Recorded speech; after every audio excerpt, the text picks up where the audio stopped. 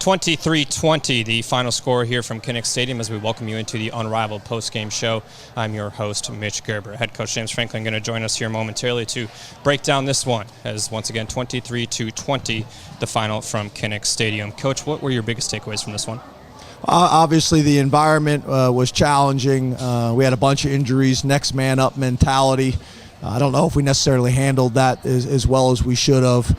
Losing our starting quarterback, our starting D tackle, and a multiple other guys on the road against the number 3 team in the country can be challenging. So we got some things we got to get better. We got to get cleaned up. There's no doubt about it. I thought our defense played their hearts out.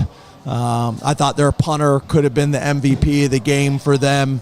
Put our offense with a quarterback getting his first legitimate time in very challenging situations, but not having Cliff, PJ Lovett, Ford, or Sutherland, also factored in. You mentioned losing your starting quarterback. What did you say to Clifford when he could not return? Well, obviously, Cliff has battled and been tough for 3 years now, and once the doctor said he wasn't able to go, told him I loved him and make sure he led on the sideline as much as he could. That next man up mentality came to fruition today with Taquan Roberson back there. How did you try to get him comfortable in that second half?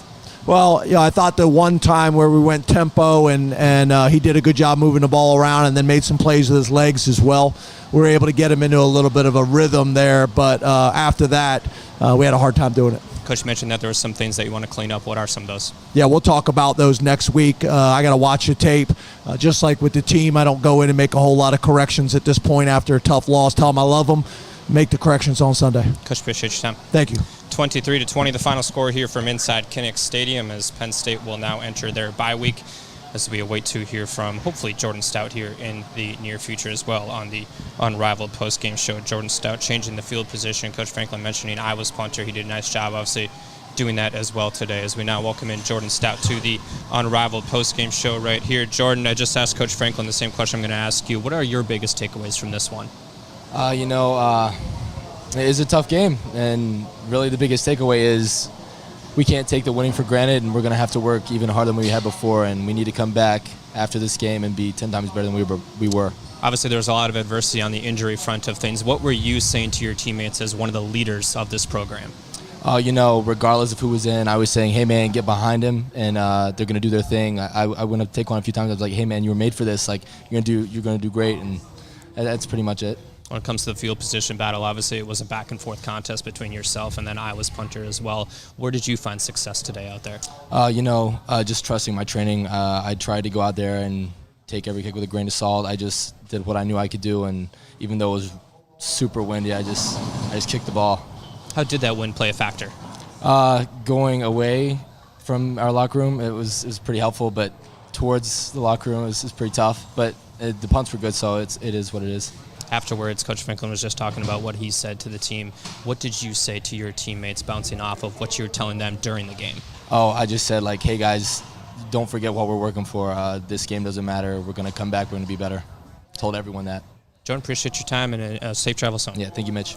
That's Jordan Stout, kicker punter for Penn State University as Penn State falls 23-20 in this contest. That's going to do it for this edition of the Unrivaled Postgame show as Coach Franklin is addressing the local media behind us. We're going to make sure that he has enough of a non-echo to be able to do that. But first, let's flash a couple of highlights. Not the full game highlights, but let's just go down with a couple of individual highlights from this one before we wrap things up. Here we are in the first quarter with 8:40 left on the clock. This was a rushing touchdown for Noah Kane as Penn State got on the board. A 7-3 ball game at that point in time. 9 plays, 75 yards, 2 minutes and 31 seconds. Time of possession right there.